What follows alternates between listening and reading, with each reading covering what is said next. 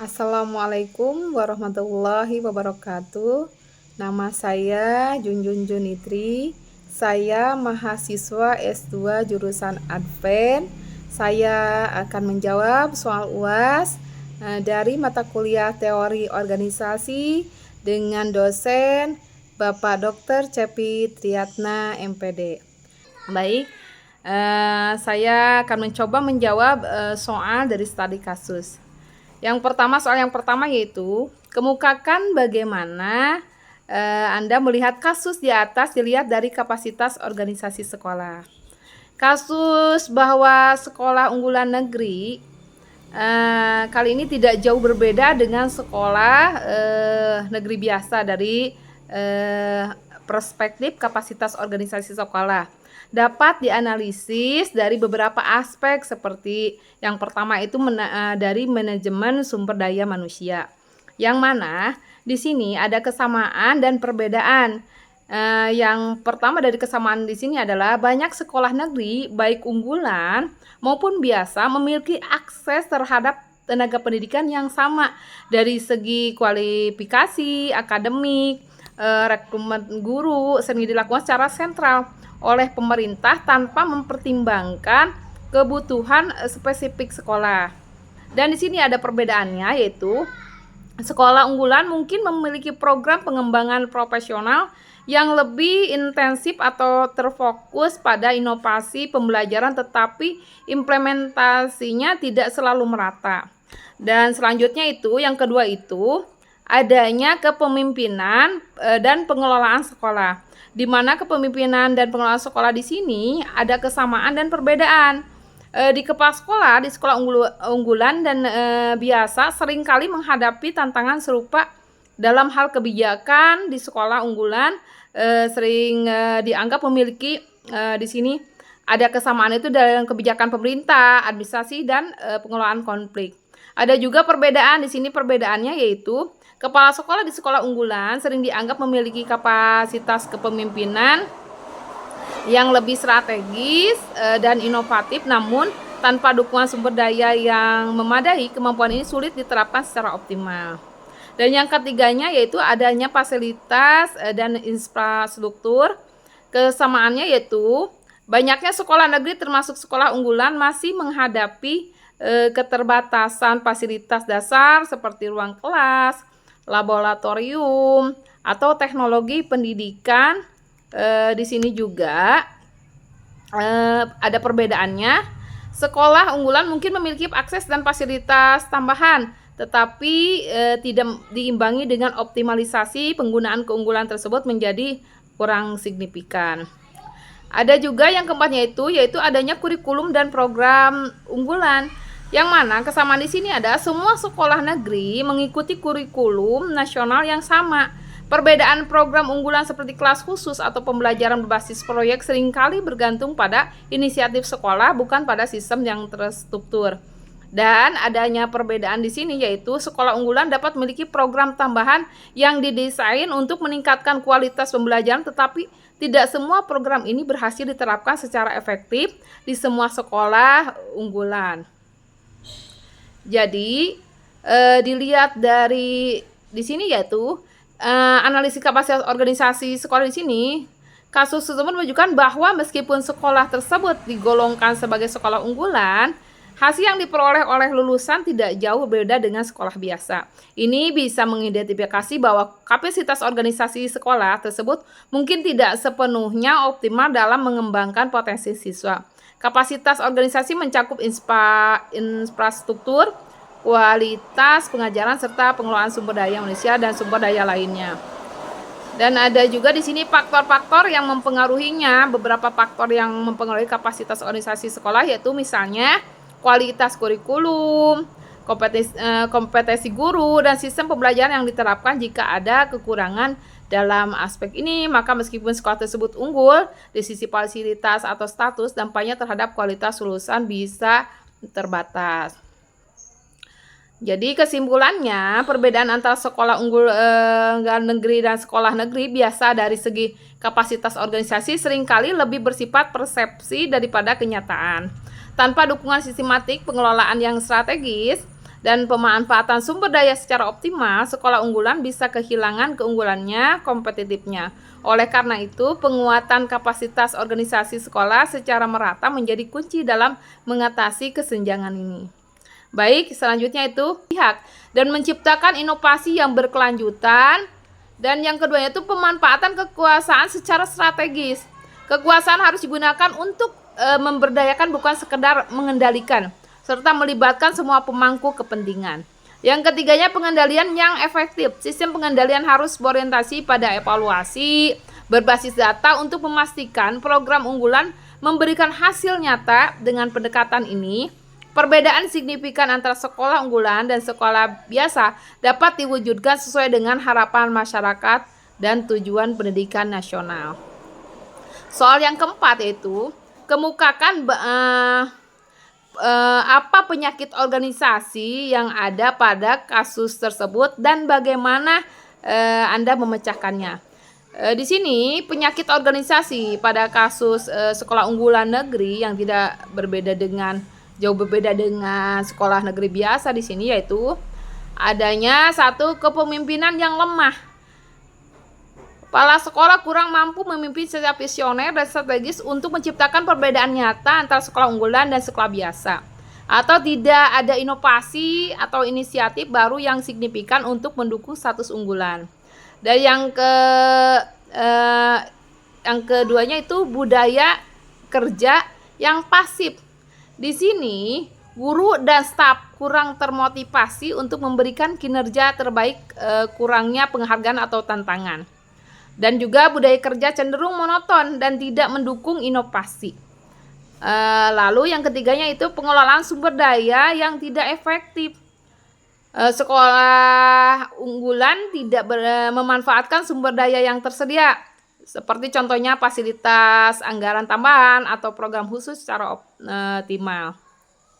Dan juga tidak ada perbedaan signifikan dalam alokasi dan pemanfaatan sumber daya dibandingkan dengan sekolah biasa. Yang keempatnya, tidak ada standar yang jelas untuk sekolah unggulan, di mana tidak ada indikator atau tolak ukur yang jelas untuk membedakan sekolah unggulan dengan sekolah biasa. Dan yang selanjutnya, status unggulan hanya menjadi label tanpa program atau hasil nyata yang mendukungnya. Yang kelimanya yaitu kurangnya partisipasi pemangku kepentingan. Orang tua siswa dan masyarakat kurang dilibatkan dalam pengambilan keputusan atau pengembangan program sekolah unggulan. Akibatnya, dukungan terhadap program sekolah cenderung rendah. Yang keenam itu fokus yang terlalu formalistik, di mana sekolah lebih fokus pada formalitas administratif daripada peningkatan mutu pendidikan. Program unggulan menjadi sekedar simbol tanpa substansi nyata. Di sini penyakit organisasi yang ada pada sekolah unggulan negeri seringkali berkaitan dengan lemahnya kepemimpinan, budaya kerja yang pasif, manajemen sumber daya yang buruk, dan kurangnya partisipasi pemangku kepentingan. Solusi yang ditawarkan mencakup peningkatan kapasitas kepemimpinan, penguatan budaya inovasi, pengelolaan sumber daya yang efektif, serta penerapan standar kinerja yang jelas dan terukur. Pendekatan ini dapat membantu menciptakan perbedaan yang signifikan antara sekolah unggulan dan sekolah biasa, sehingga status sekolah unggulan ini benar-benar mencerminkan kualitas yang lebih baik.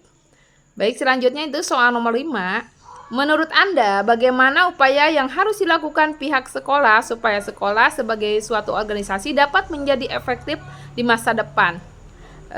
Di sini, agar sekolah sebagai suatu organisasi dapat menjadi efektif masa depan, pihak sekolah perlu mengambil langkah-langkah dan strategi, yang mana yang pertama yaitu memperkuat kepemimpinan transformasional.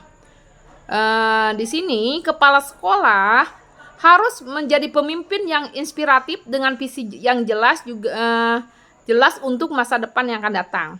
Dan keduanya memberikan arahan strategis dan mendorong inovasi di semua aspek termasuk kurikulum, pembelajaran, dan manajemen. Strategi dalam memperkuat kepemimpinan transformasional yaitu memberikan pelatihan kepemimpinan kepada kepala sekolah dan staf manajerial, mengukur efektivitas kepemimpinan berdasarkan dampak langsung pada kualitas sekolah, bukan hanya dalam pencapaian administratif. Yang kedua yaitu mengembangkan budaya organisasi yang positif dan adaptif. Jadi menciptakan budaya kerja kolaboratif yang mendorong inovasi, saling mendukung dan pembelajaran berkelanjutan. Juga mendorong fleksibilitas untuk menghadapi perubahan seperti transformasi digital atau kebutuhan pendidikan abad ke-21. Di sini dalam strateginya yaitu melibatkan guru, siswa, dan staf dalam diskusi pengembangan budaya sekolah, juga memberikan penghargaan kepada guru dan staf yang menunjukkan kinerja dan inovasi luar biasa, kinerja optimal. Dan juga di sini strategi yang harus dilakukan yaitu mengadakan program pengembangan profesional secara rutin, memberikan kesempatan kepada guru untuk belajar dan dari sekolah unggulan lainnya melalui studi banding atau kerjasama. Selanjutnya yaitu yang keempat, optimalisasi sumber daya dan teknologi. Jadi di sini menggunakan sumber daya yang ada secara efisien untuk mendukung pembelajaran dan kegiatan sekolah. Juga mengintegrasikan teknologi dalam pengelolaan sekolah dan pembelajaran.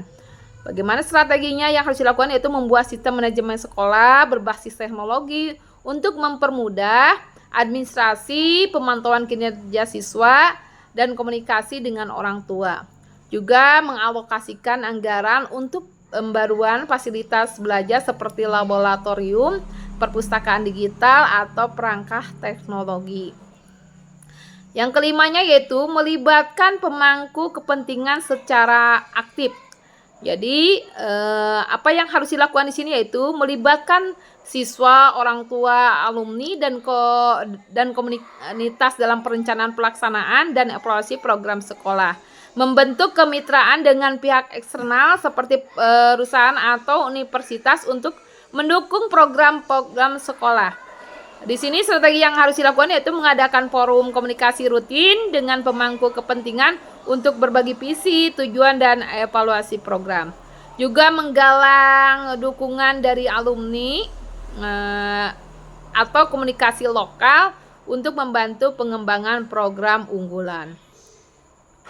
Yang keenam yaitu membangun sistem evaluasi berbasis data. Di sini membuat sistem evaluasi kinerja yang berbasis data untuk menilai efektivitas pembelajaran, manajemen, dan program sekolah menggunakan data tersebut untuk perbaikan berkelanjutan. Strateginya yaitu menggunakan aplikasi atau perangkat lunak yang memantau hasil belajar siswa, kinerja guru, dan efektivitas program. Juga melakukan analisis data untuk mengidentifikasi masalah dan merancang solusi yang spesifik. Yang ketujuh yaitu menyusun program unggulan yang relevan dan berkelanjutan.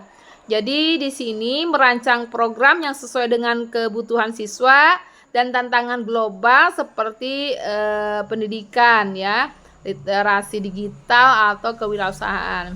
Juga di sini strategi yang dilakukan itu melibatkan guru dalam pengembangan program agar program tersebut sesuai dengan kebutuhan siswa.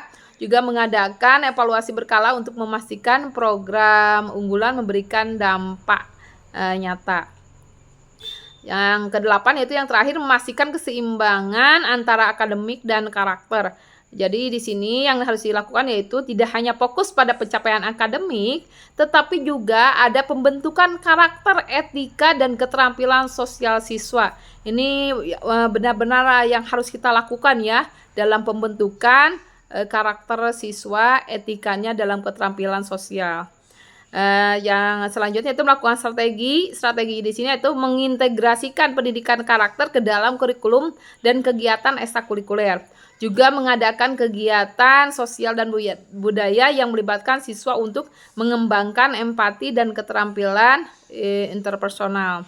Jadi di sini yaitu keefektifan sekolah sebagai organisasi bergantung pada kemampuan untuk mengelola kepemimpinan, budaya kerja, sumber daya, teknologi, dan partisipasi pemangku kepentingan secara strategis. Dengan langkah-langkah tersebut, sekolah dapat menjadi organisasi dinamis, inovatif, dan relevan di masa depan.